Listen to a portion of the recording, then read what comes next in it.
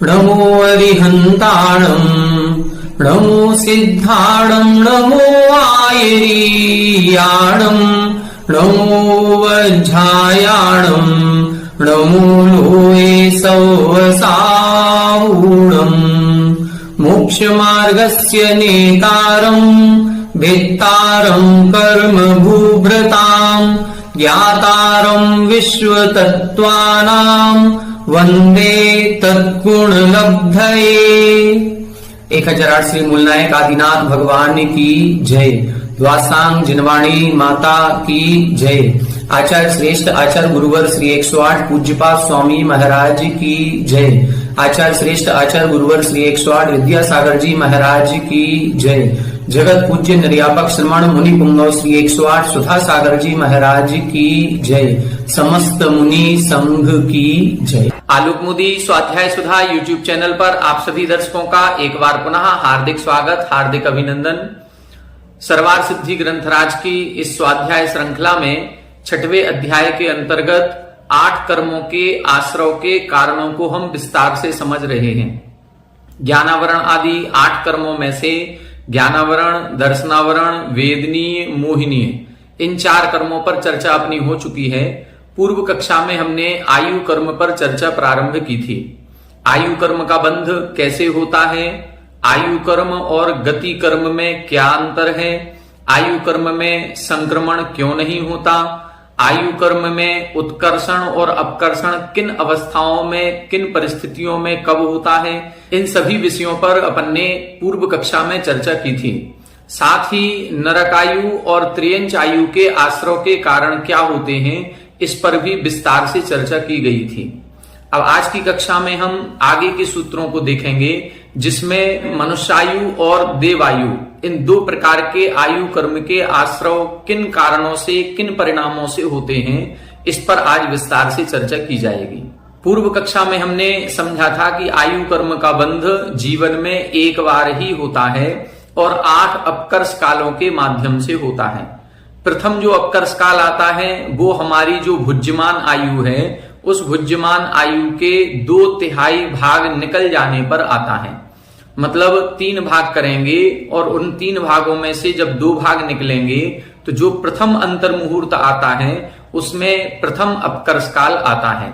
उस प्रथम अपकर्ष काल में आयु बंध के योग्य परिणाम यदि होते हैं तो आयु बंध हो जाता है, और यदि ऐसे परिणाम नहीं है तो फिर आयु बंध नहीं होता है। फिर कब होगा? अब दूसरा अपकर्ष काल आएगा।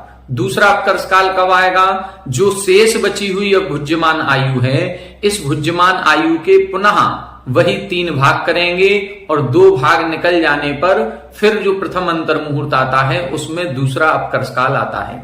ऐसे कितने अपकर्ष काल आएंगे? ऐसे 8 अपकर्ष काल आते हैं। जब इन 8 अपकर्ष कालों में भी आयु बंध नहीं होता है तो मरण के पूर्व, कितने समय पूर्व? असंक्षेपाद्धा काल पूर्व आयु बंध नियम से होता ही होता है, क्योंकि बिना आयु बंध किए जीव का मरण नहीं हो सकता। जीव का जब मरण होगा तो वह अगली आयु में जाएगा, अगली गति में जाएगा। उसके लिए आयु कर्म का बंध आवश्यक है। अब प्रथम अपकर्ष काल हमारा कब आएगा? तो यदि ये जानकारी है कि हमारी वर्तमान की भुज्यमान आयु इतनी है, तब जाकर के हम उसके 3 भाग करें और कैलकुलेशन निकाल करके उस अंतर मुहूर्त को निकालें। लेकिन आयु की गणना जो हम सभी लोग करते हैं वो हम जन्मदिन से करते हैं। बात जन्मदिन की नहीं है, हमारी जो आयु की गणना होती है वो गर्भ काल से होती है, बल्कि विग्रह गति से होती है। पूर्व आयु समाप्त हुई और समाप्त होते ही अगले समय से नवीन आयु प्रारंभ हो जाती है।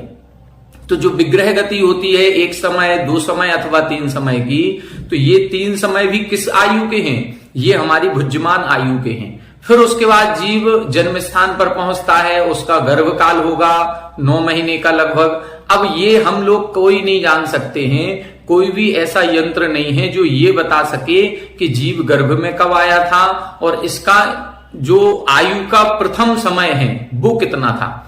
जब हम ये नहीं ज्ञात कर सकते तो हम पूरी आयु को कोई ज्योतिषी यदि बता भी दे कि हमारी आयु 81 वर्ष की है, तो भी हम प्रथम अंतर मुहूर्त नहीं निकाल पाएंगे कि इस अपकर्ष काल का अंतर मुहूर्त कौन सा होगा। और किस समय हमारी आगामी आयु का बंध होगा। इसलिए हमें हमेशा प्रति समय सावधान रहना है कि पता नहीं है कि हमारी आयु कितनी है, और यदि आयु का पता चल जाए तो हम उस प्रथम अंतर मुहूर्त या उस अपकर्ष काल के अंतर मुहूर्त का ज्ञान नहीं कर सकते हैं। इसलिए हमें हमेशा सावधान रहने की आवश्यकता है। आइए देखें, नरक आयु और त्रियंच आयु के आश्रव के कारण हमने कल समझे थे। अब आज की कक्षा में हम मनुष्य आयु और देव आयु के आश्रव के कारण समझेंगे। पेज नंबर 257, उत्थानिका 641, सूत्र नंबर 17। आह व्याख्यातस तैर्यज्ञोनस्य आयुष आश्रवः। तैर्यज्ञोनस्य अर्थात त्रियंच योनि के आयु के आश्रव के कारण व्याख्याता अर्थात बता दिए। इदानीं मानुषस्य आयुषः को हेतु इति अत्र उच्यते। अब मनुष्य आयु के आश्रव के कारण कौन से हैं उसको आज यहां पर बता रहे हैं। सूत्र नंबर 17, अल्पारंभ परिग्रहत्वम मानुषस्य।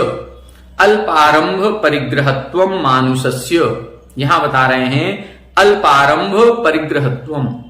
बिल्कुल उसी तरह से सूत्र है जैसा 15 नंबर का देखा था।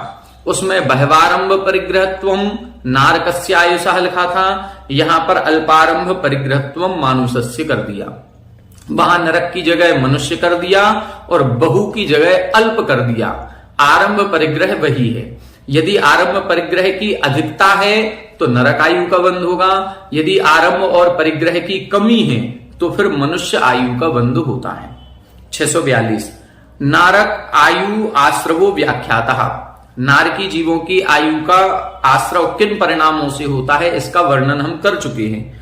तद विपरीतो मानुषस्य आयुषः इति संक्षेपः।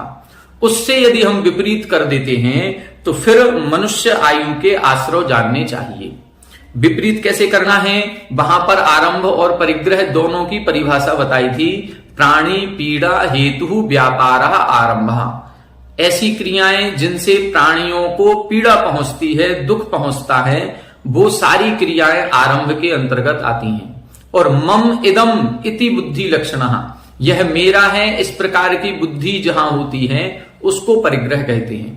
अब यदि ऐसी बहुत सारी सामग्री है जिसको हम कहते हैं कि यह मेरा है, यह मेरा है, यह मेरा है, तो समझ लेना जितना अधिक हमारा सामग्री हमारा परिग्रह होगा, ममत्व भाव मूर्छा होगी, उतना ज्यादा हमें पाप का बंध होगा। और उस परिणामों के साथ यदि आयु का बंध होता है तो नरक आयु का बंध होगा।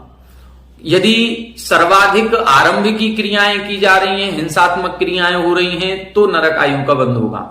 लेकिन यदि अधिक नहीं है, जितनी आवश्यकता है उतना परिग्रह हम रखते हैं, आवश्यकता के अनुसार यदि रखा जाता है तो फिर वह अल्प आरंभ परिग्रहत्व के अंतर्गत आता है। तद व्यासः, अब इसका और विस्तार कर रहे हैं। विनीत स्वभावः, प्रकृति भद्रता, प्रगुण व्यवहारता, तनु कषायत्वम, मरण काल असंकलेशतादि। और क्या क्या है, विनीत स्वभावः, विनम्र स्वभाव होना। विनम्र स्वभाव किसे कहते हैं, तो हमारे गुरुजन हैं, हमारे बड़े जन हैं, जितने भी श्रेष्ठ महापुरुष हैं उनके आने पर विनम्र भाव होना, वो कहलाता है विनीत स्वभाव। उनके चरण स्पर्श आदि करना, उनको जय जनेन्द्र आदि करना, ये सारी क्रियाएं विनीत स्वभाव के अंतर्गत आएंगी। प्रकृति भद्रता, प्रकृति भद्रता का मतलब है बाय नेचर भद्र होना। भद्र का मतलब सज्जन होना, विनीत स्वभाव वाला होना। ये जो विनीत स्वभाव है एक तो सामान्य हो गया और दूसरा बाय नेचर, जन्म से ही वह विनम्र स्वभाव वाला है। यदि हमारा नेचर जैसे अपन कहें कि किसी से कोई चीज का स्वार्थ है, यदि किसी स्वार्थ के कारण से हम उसके सामने झुक रहे हैं तो ये हमारा विनीत स्वभाव नहीं कहलाएगा, प्रकृति भद्रता नहीं कहलाएगी, क्योंकि हमारा स्वार्थ है। बिना स्वार्थ के निस्वार्थ भाव से यदि हम कोई भी हमारे घर में आता है, किसी से भी हम मिलते जुलते हैं और उनके सामने हमारा अपने आप ही नम्र वृत्ति हो जाती है, हमारा सर झुक जाता है, तो फिर उसको हम प्रकृति भद्रता कहते हैं, बाय नेचर भद्रता। प्रगुण व्यवहारता, प्रगुण का मतलब होता है सरल, मन वचन काय की सरलता रखना, कुटिलता नहीं। जहां पर त्रियंच आयु के बंध के कारण बताए थे वहां कुटिल भाव लिखा था, वो कुटिल भाव है, और यहां पर क्या लिख रहे हैं, प्रगुण व्यवहारता। अब कुटिलता नहीं, मन वचन काय की सरलता होगी तो फिर हमें मनुष्य आयु का बंध होता है। तनु कषायत्वम, कषाय में अल्प होना, विशुद्धि होना, संक्लेश परिणाम नहीं होना। यदि कषायों की मंदता है तो फिर उस समय भी मनुष्य आयु का बंध होता है। और मरण काल असंक्लेश तादि, और मरते समय विशुद्ध परिणामों से मरण होना, उस समय संक्लेश परिणाम नहीं होना, उस समय एक प्रकार की जो बेचैनी होती है वो बेचैनी नहीं होना। इस समय यदि बेचैनी नहीं हो रही है, विशुद्ध परिणामों से मरण हो रहा है, तो भी मनुष्य आयु कर्म का बंध होता है।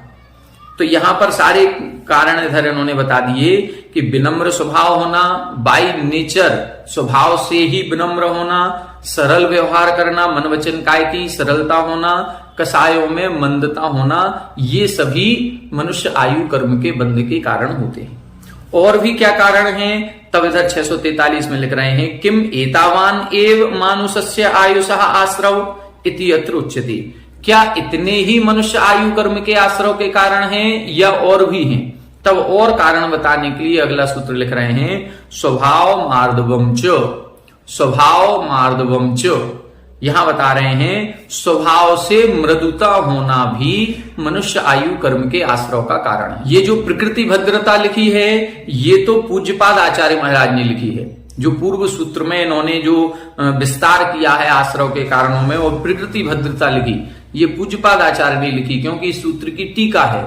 और ये जो सूत्र लिखा है ये आचार्य उमा स्वामी जी ने लिखा है, स्वभाव मार्दवम च, मतलब स्वभाव से मृदुता होना, स्वभाव से ही विनम्र स्वभाव होना, ये दोनों चीजें दोनों भी आचार्यों को सहमत हैं। आचार्य उमा स्वामी जी ने बहुत पहले ये सूत्र लिख दिया, लगभग पहली दूसरी शताब्दी में आचार्य उमा स्वामी जी ने स्वभाव मार्दवम च लिखा, और 6वीं 7वीं शताब्दी में लगभग 400 वर्षों के बाद यह ग्रंथ लिखा गया।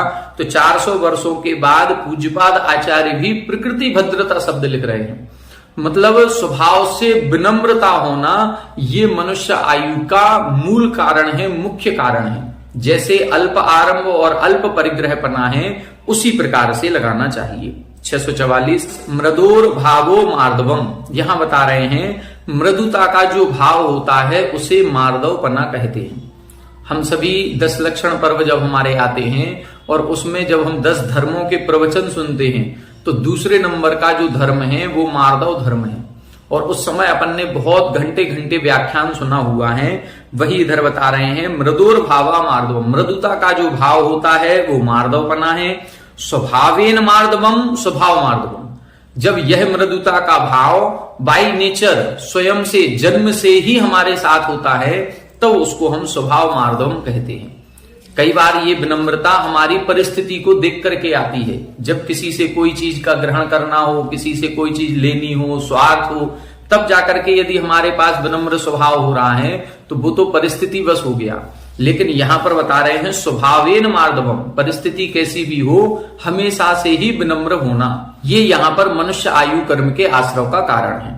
क्या लिख रहे हैं, उपदेश अनपेक्षम इत्यर्थः, उपदेश अनपेक्षम, उपदेश अनपेक्षम का मतलब बिना किसी के कहे। यदि कहीं कोई कह रहा है कि इनको नमस्कार करो, तब यदि किसी ने कहा है तो फिर तो वो कहीं ना कहीं कोई परिस्थिति हो गई, कोई स्वार्थ हो गया। बिना किसी के कहे, बिना किसी पर निमित्त के स्वयं से ही झुकने का भाव होना, इसको बोलते हैं स्वभाव मृदुता। एतत् अपि मानुषस्य आयुषः आश्रवः, यह भी मनुष्य आयु कर्म के आश्रव का कारण है। पृथक योग करणम किमर्थम, इसको अलग से क्यों लिखा, उसी सूत्र में मिला करके लिख देते। उत्तरार्थम, क्योंकि यह आगे आने वाली जो आयु कर्म है उसके भी बंध का हेतु है। स्वभाव से मृदुता होना, इससे मनुष्य आयु कर्म का भी बंध होता है और देव आयु कर्म के का भी बंध होता है। देव आयुषः आश्रवः अयम अपि यथा स्यात्, क्योंकि देव आयु कर्म का आश्रव भी इस स्वभाव मार्दवम अर्थात स्वभाव से जो मृदुता का भाव है, इससे मनुष्यायु का भी बंध होता है और देवायु का भी बंध होता है। इसलिए इस सूत्र को अलग से लिखा, ये दोनों में ग्रहण होगा। 645 किम एतत् एव द्वितीयम मानुषस्य आश्रवः न इति उच्यते, क्या इतने ही मनुष्य आयु कर्म के आश्रव के कारण हैं? तब लिख रहे हैं न, ऐसा नहीं है, इतने ही मात्र नहीं है और भी हैं। तो पहले इन्होंने अल्पारंभ परिग्रहत्वम बताया, दूसरे में स्वभाव मार्दवम च बताया, अब तीसरा और कारण बता रहे हैं जिससे भी मनुष्य आयु कर्म का बंध होता है। वो कौन से हैं? तब सूत्र लिखा, निश्शील व्रतत्वम च सर्वेशाम, निश्शील व्रतत्वम च सर्वेशाम। यहां बता रहे हैं सर्वेशाम, सभी आयु कर्म के आश्रव का कारण है। चाहे नरक आयु हो, चाहे मनुष्य हो, देव हो, त्रियंच हो, कोई भी आयु हो, निःशील व्रतत्वम, शील और व्रत से जो रहित पना है, अर्थात जो असंयम का भाव है, उस असंयम के भाव में चारों भी आयु का बंध हो जाता है। संयम ग्रहण कर लेंगे तब तो नियम से देव आयु का ही बंध होगा। यदि हम मनुष्य त्रियंच हैं और यदि ये संयमी हैं, पंचम गुण स्थानवर्ती त्रियंच मैक्सिमम, या छठवें सातवें गुण स्थानवर्ती सम्यक दृष्टि मनुष्य जो है, वो कौन? नियम से देव आयु का ही बंध करता है। तो यहां पर ये बता रहे हैं कि निःशील व्रतत्वम, यदि सम्यक दर्शन से और संयम से साथ हैं, तो संयम के साथ होने पर तो नियम से देवायु का बंध ही होता है। लेकिन निःशील व्रतत्वम, जब शील और व्रत से रहित होते हैं तो फिर चारों भी आयु का बंध हो सकता है। जैसे मनुष्य त्रियंच हैं, ये नरक भी जा सकते हैं, देव हैं वो त्रियंच बनते हैं, मनुष्य बनते हैं। अब देव नारकियों के तो कोई संयम है ही नहीं, अब वो असंयमी ही हैं, तो असंयम से भी मनुष्य और त्रियंच आयु का बंध होता है। मनुष्य यदि असंयमी है तो चारों गतियों में जा सकता है, इसलिए असंयम को चारों आयु के बंध का कारण लिखा है। 646 च शब्दो अधिकृत समुच्चयार्थः, जो सूत्र में च शब्द लिखा है, निःशील व्रतत्वम च, च शब्द से क्या लेना है? अधिकृत समुच्चयार्थ, जिसका अधिकार चल रहा है उन सब का ग्रहण यहां पर करना है। जैसे अल्पारंभ परिग्रहत्वम च निःशील व्रतत्वम च।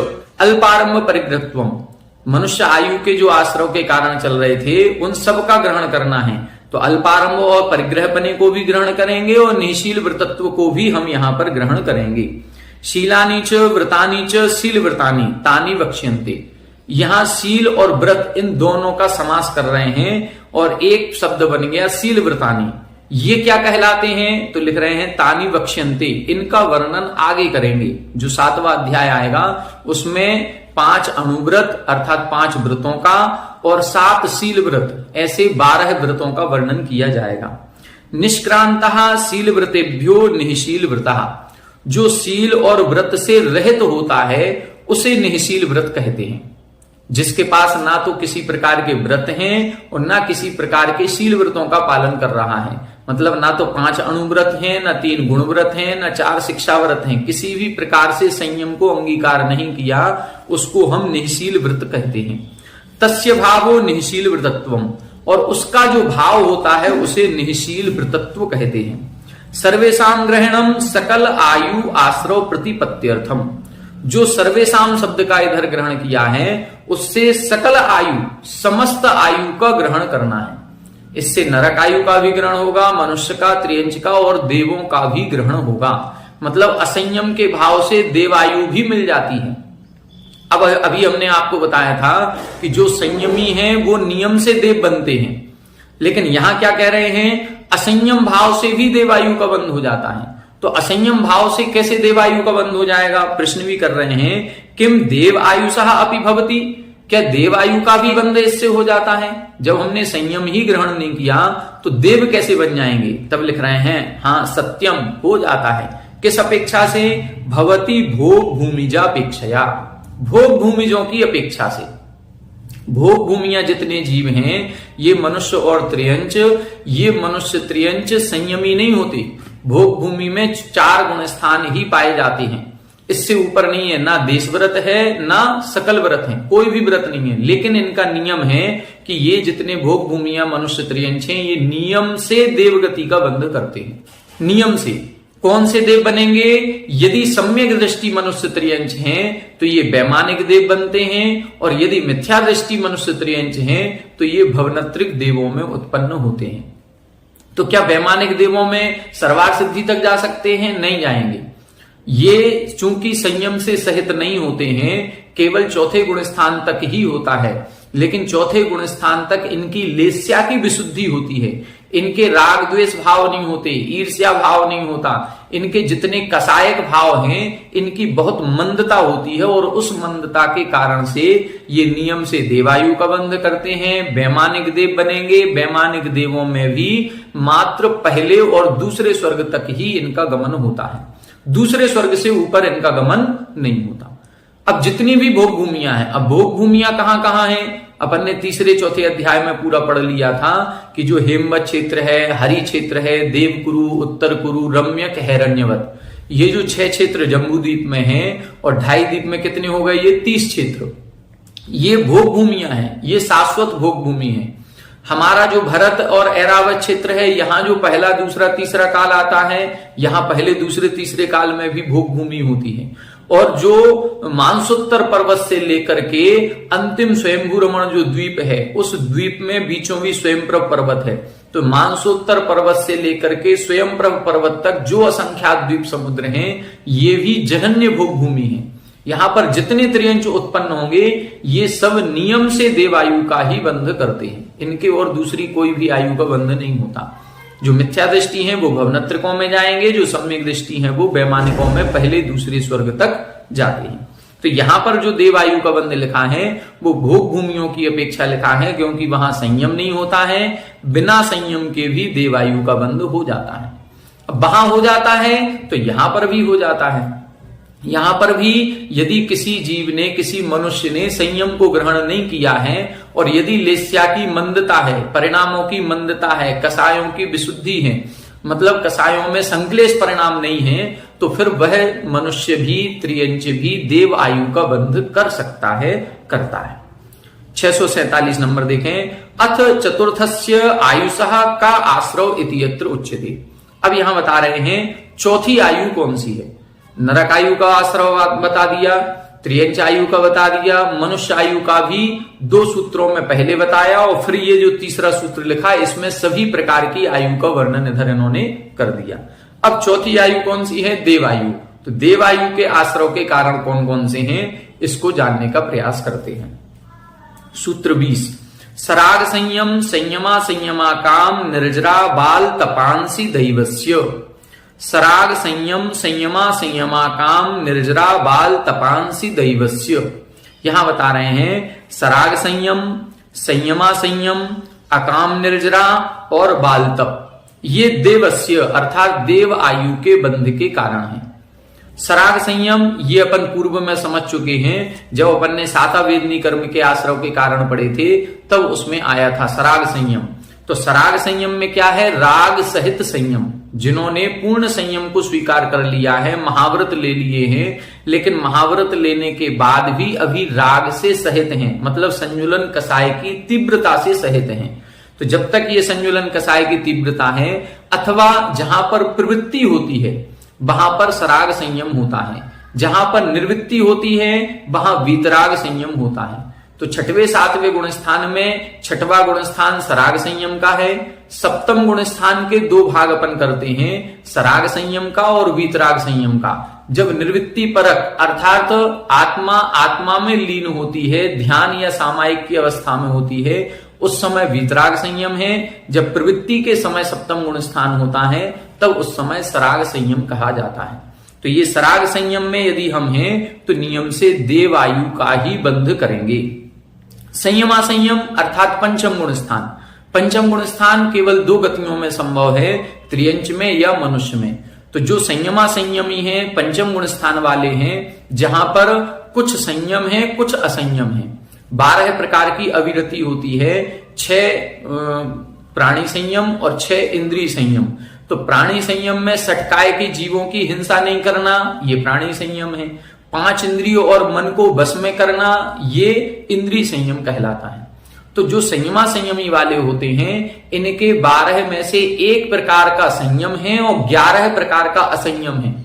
लेकिन फिर भी 1 प्रकार का संयम भी इतना बलशाली है कि वो देवायु का बंध कराता है। वो कौन सा है कि हम त्रस्त जीवों की हिंसा नहीं करेंगे, 5 स्थावर जीवों की हिंसा से नहीं बच पाएंगे, 5 इंद्रियों को भी वश में नहीं किया है, मन को भी वश में नहीं किया है, 11 प्रकार की अविरति है, मात्र एक विरति है कि त्रस्त जीवों की हिंसा नहीं करेंगे, इतने मात्र से पंचम गुण स्थान हो जाता है और वह पंचम गुण स्थान वाला जीव नियम से देव आयु का बंध करता है। फिर आगे लिख रहे हैं अकाम निर्जरा। अकाम निर्जरा क्या कहलाती है? अकाम का मतलब है बिना इच्छा के जब कोई आपत्ति विपत्ति हमारे ऊपर आती है, उस समय यदि उस आपत्ति विपत्ति में हम शांत भाव रखते हैं, समता परिणाम रखते हैं, तो उस समय जो कर्मों की निर्जरा है वो अकाम निर्जरा कहलाती है। बाल तप क्या है? जो मिथ्या दृष्टि का या अज्ञान अवस्था का तप होता है उसे हम बाल तप कहते हैं। जब हमारा उद्देश्य कर्म निर्जरा के लिए नहीं होता है, अन्य सांसारिक इच्छाओं को लेकर के कोई तप किया जाता है, तो उसे बाल तप की श्रेणी में लेते हैं। तप की वास्तविक परिभाषा है कर्म क्षयार्थम तप्यते इति तपा। जो कर्म क्षय के लिए तपा जाए उसे तप कहते हैं। लेकिन यदि कर्म निर्जरा का उद्देश्य नहीं है, मात्र सांसारिक भोगों की सामग्री की प्राप्ति हो, देवायु की प्राप्ति हो इत्यादि यदि कोई हमारा सांसारिक उद्देश्य है, तो वह बाल तप के अंतर्गत आता है। 648 उत्थान का देखें। सराग संयम संयमा संयमश्च व्याख्यातौ। सराग संयम और संयमा संयम इनका व्याख्यान हम कर चुके हैं। अकाम निर्जरा अकामश्चारक निरोध बंधन बद्धेषु क्षुत तृष्णा निरोध ब्रह्मचर्य भूसैया मल धारण परितापादि। अकाम निर्जरा किसे कहते हैं? तो पहले अकाम की परिभाषा बता रहे हैं, फिर निर्जरा की। अकाम किसे कहेंगे? चारक निरोध, अर्थात कहीं जैसे जानवर आदि होते हैं, इनको बाड़े में बांध दिया जाता है, तो ऐसा चारक निरोध कहीं बांध दिया जाए, इनके चलने फिरने का निषेध कर दिया जाए। रस्सी से बांध दिया तो अब वो चल फिर नहीं सकते, अपनी इच्छा से कहीं आ नहीं सकते, जा नहीं सकते। बंधन बद्धेषु, बंधन में बद्ध होने पर, ऐसे चारक निरोध बंधन बद्धेषु, जहां चलना फिरना निषेध हो जाए और किसी एक सीमा तक उनको बांध दिया जाता है, उस समय क्षुत तृष्णा निरोध, भूख प्यास आदि की जो बाधा होती है, ब्रह्मचर्य पालन करना पड़ता है, भूसैया भूमि पर शयन करना पड़ता है, मल धारण आदि और मल आदि को रोके रखना पड़ता है, उस समय जो परिताप आदि जो संताप दिया जाता है, दुख कष्ट हमारे ऊपर आता है, उसको शांत भाव से सहन करने पर जो कर्मों की निर्जरा होती है वो अकाम निर्जरा कहलाती है। तो अकाम क्या है? ये सारी बिना इच्छा के जो परिस्थिति बनती है वो अकाम है। काम का मतलब इच्छा और अकाम का मतलब बिना इच्छा के। तो बिना इच्छा के हम बंधन में बद्ध हो गए हैं, बिना इच्छा के भूख प्यास आदि की बाधा हमें सता रही है। हमारी तो इच्छा हो रही है कि हमें भोजन मिल जाए, भूख लग रही है, लेकिन फिर भी कोई दूसरा दे ही नहीं रहा है, दूसरा हमको बांध करके चला गया है। अब ये जितने भी पशु आदि होते हैं, इनको भूख 12 बजे लग रही है और उनको जो सानी वगैरह डाली जाती है, भूसा डाला जाता है, वो शाम को 5 बजे डाल रहे हैं। तो जो 4-5 घंटे इन्होंने भूख सहन की है, यदि समता भाव पूर्वक की है, तो उसमें जो निर्जरा होती है वो अकाम निर्जरा कहलाती है। तो ये जितनी भी बाधाएं हैं, इन बाधाओं को समता पूर्वक सहन करने से अकामेन निर्जरा अकाम निर्जरा। इन अकाम अर्थात बिना इच्छा के इस प्रकार से जब परिस्थिति बनती है और उससे जो निर्जरा होती है वो अकाम निर्जरा कहलाती है। बाल तपो मिथ्या दर्शन उपेतम अनुपाय काय क्लेश प्रचुरम निकृति बहुल व्रत धारणम। बाल तप किसे कहते हैं? मिथ्या दर्शन उपेत, अर्थात मिथ्या दर्शन के साथ, सम्यक दर्शन नहीं है, हमारा सम्यक उद्देश्य नहीं है, श्रद्धा मजबूत नहीं है कि ये तप क्यों किया जा रहा है। यदि हमारी सही श्रद्धा नहीं है फिर भी हम एकासन उपवास किए जा रहे हैं, तो वो बाल तप के अंतर्गत आएगा। काय क्लेश प्रचुरम, अनेक प्रकार के शरीर को कष्ट देते हुए जो तप तपा जाता है उसको हम बाल तप के अंतर्गत लेते हैं। निकृति बहुल व्रत धारणम, अर्थात छल कपट धोखाधड़ी करके एक महानता का वेश धारण कर लेना। मन में वो भाव नहीं है, फिर भी हम साधु बने घूम रहे हैं। तो यदि उस समय जो हम परिसहों को सहन कर रहे हैं, उपसर्ग को सहन कर रहे हैं, वो सब क्या कहलाएगा? हमारा बाल तप के अंतर्गत आएगा। हम मुनि तो बन गए हैं, लेकिन मुनि बनने का भाव अंदर में है ही नहीं। केवल हम दूसरों को दिखाने के लिए कि लोग कहें महाराज, खाने को लड्डू मिले, लोग कहें महाराज, ये जो दोहा आता है, उस प्रकार से यदि हमने खोटा वेश धारण किया है, तो वो जो भी त्याग तपस्या की जा रही है वो सब बाल तप के अंतर्गत आएगा। तानी एतानी दैवस्य आयुष आश्रव हेतु वेदितव्यः। ये सब मिलकर के देव आयु कर्म के आश्रव के कारण जानने चाहिए। मतलब सराग संयम से, संयमा संयम से, अकाम निर्जरा से और बाल तप से, इनसे सबसे देव आयु का बंध होता है। यदि बाल तप कर रहे हैं तो भी देव आयु का बंध हो जाएगा, हम देव बन जाएंगे। लेकिन कौन से देव बनेंगे? हम भवनत्रिक देव बनेंगे, वैमानिक देव नहीं बन पाएंगे। अकाम निर्जरा से हम देव तो बनेंगे लेकिन वैमानिक देव नहीं बनेंगे, भवनत्रिक देवों में हमारा जन्म होगा। आगे देखें, किम एतावान एव दैवस्य आयुषः आश्रवः न इति आह। क्या इतने ही देव आयु के आश्रव के कारण हैं? तो बता रहे नहीं, और भी आयु के कारण हैं। सम्यक्त्वं च, सम्यक्त्वं च, यहां बता रहे हैं सम्यक दर्शन भी देव आयु के आश्रव का कारण है। सराग संयम है, संयमा संयम है, तो यहां पर एक और कारण लिख रहे हैं सम्यक्त्वम, अर्थात सम्यक दर्शन से यदि हम सहित हैं तो सम्यक दृष्टि जीव नियम से देव ही बनता है। 650 किम, यह क्या है? तो लिख रहे हैं दैवस्य आयुषः आश्रव इति अनुवर्तते। यहां पर भी देव आयु के आश्रव की अनुवृत्ति आती है कि मतलब जैसे पूर्व सूत्र में देव आयु कर्म के आश्रव के कारण बताए हैं, उसी प्रकार से यह सम्यक दर्शन भी देव आयु का बंध कराता है। अविशेष अविधाने भी सौधर्मादि विशेष गति ही, यहां बता रहे हैं अविशेष अविधाने भी। यहां पर हमने सामान्य कथन किया है, विशेष कथन नहीं किया। तो सामान्य कथन करने पर भी विशेष गति होगी। कौन सी विशेष गति होगी? कि सौधर्म आदि विशेष गति, अर्थात सौधर्म, ईशान, सानत कुमार, महेंद्र जो वैमानिक देव हैं, इन वैमानिक देवों में इनका जन्म होता है। यदि हम सम्यक दृष्टि हैं और देव आयु का बंध कर रहे हैं तो फिर भवनत्रकों में नहीं जाएंगे, हम नियम से वैमानिक देव ही जाएंगे। ये विशेष कथन है। कुतः, ये कहां से लिया? पृथक करणात्, क्योंकि इस सूत्र को हमने पृथक से बनाया है। यदि हम चाहते तो उसी में लिख देते सम्यक्त्वम सराग संयम संयमा संयमा काम निर्जरा बाल तपांसी दैवस्य, उसी में जोड़ देते। लेकिन हमने अलग से लिखा है। इससे अर्थ ये निकलता है कि इससे नियम से वैमानिक देवों का ही बंध होता है। यदि ऐसा है तो पूर्व सूत्रे उक्त आश्रव विधि अविशेषेण प्रसक्तः तेन सराग संयम संयमा संयमौ अपि भवनवासी आदि आयुषः आश्रवौ प्राप्नुतः। यदि ऐसा है कि इससे आप सम्यक दर्शन को वैमानिक देवों की आयु का कारण मान रहे हैं, तो फिर जो पूर्व सूत्र में आपने सराग संयम और संयमा संयम लिखा है, इससे तो भवनत्रिक की आयु का बंध होगा। फिर सराग संयम से और संयमा संयम से तो भवनत्रिक की आयु का बंध होगा और सम्यक दृष्टि जीव वैमानिक देव बनेगा। ये तो उल्टा हो गया। 5वें और 6वें और 7वें गुण स्थान वाला भवनत्रिकों में जाएगा और चौथे गुण स्थान वाला वैमानिकों में जाएगा। ये तो कथन नहीं बनेगा, फिर तो ये गलत हो जाएगा। तब इधर लिख रहे हैं नैषु दोषः, ऐसा कोई दोष नहीं है। सम्यक्त्व अभावे सति तत् व्यपदेश अभावात तत् उभयम अपि अत्र अंतर भवति। क्योंकि सम्यक्त्व का यदि अभाव है तो फिर सराग संयम और संयमा संयम भी नहीं है। यदि सम्यक दर्शन नहीं है तो फिर 5वां गुण स्थान कैसे हो जाएगा? सम्यक दर्शन नहीं है तो 6वां 7वां गुण स्थान कैसे हो जाएगा? तो सम्यक दर्शन तो मूल में है। यदि सम्यक दर्शन के साथ सराग संयम और संयमा संयम बन रहा है तो ये नियम से वैमानिक देवों की आयु का बंध कराएंगे। और यदि सम्यक दर्शन नहीं है फिर भी हम व्रतों का पालन कर रहे हैं तो वो ना तो सराग संयम की कोटि में आएगा ना वो संयमा संयम की कोटि में आएगा। वो कहां जाएगा? वो बाल तप के अंतर्गत आएगा। यदि सम्यक दर्शन नहीं है फिर भी चारित्र का पालन किया जा रहा है तो वह बाल तप के अंतर्गत आएगा, वो फिर सराग संयम और संयमा संयम के अंतर्गत नहीं आएगा। इसलिए इधर स्पष्ट कर दिया कि सम्यक्त्व अभावे सति, सम्यक दर्शन का अभाव होने पर तत् व्यपदेश अभावात, उस सराग संयम और संयमा संयम का भी व्यपदेश नहीं है, उसका भी अभाव है। तत् उभयम अपि अत्र अंतर भवति, इसलिए उन दोनों का ग्रहण यहां पर होता है सम्यक्त्व के साथ। तो अब क्या अर्थ निकला?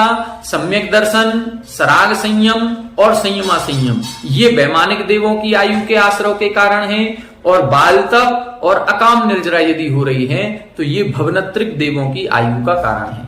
देव आयु का तो कारण है, ऐसा नहीं है सराग संयम सीमा संयम देवायु का कारण नहीं है, या बाल तप और अकाम निर्जरा देवायु का कारण नहीं है। देवायु का तो कारण है, लेकिन बाल तप और अकाम निर्जरा से भवनत्रिक की आयु बनेगी, और सम्यक दृष्टि जीव यदि है और संयम के साथ है या संयमा संयम के साथ है तो नियम से वैमानिक देव बनेगा। इस प्रकार से अपन ने चारों प्रकार की आयु कर्म के आश्रव के कारण समझ लिए। अब यदि हम बहुत आरंभ परिग्रह से सहित हैं, व्रतों से रहित हैं, तो नियम से नरक आयु का बंध करेंगे। अल्पारंभ अल्प परिग्रह करते हैं या स्वभाव से मृदुता हमारे है तो मनुष्यायु का बंध करेंगे। मायाचारी अधिक करते हैं, छल कपट धोखाधड़ी का काम करते हैं तो त्रियंचायु का बंध करेंगे। और यदि हम सराग संयम संयमा संयम या सम्यक दर्शन से सहित हैं तो नियम से देवायु का बंध करेंगे। इस प्रकार से आयु कर्म पर विशेष व्याख्यान जो 4-5 सूत्रों में इधर इन्होंने बताया उसका व्याख्यान अपन ने पूर्ण किया।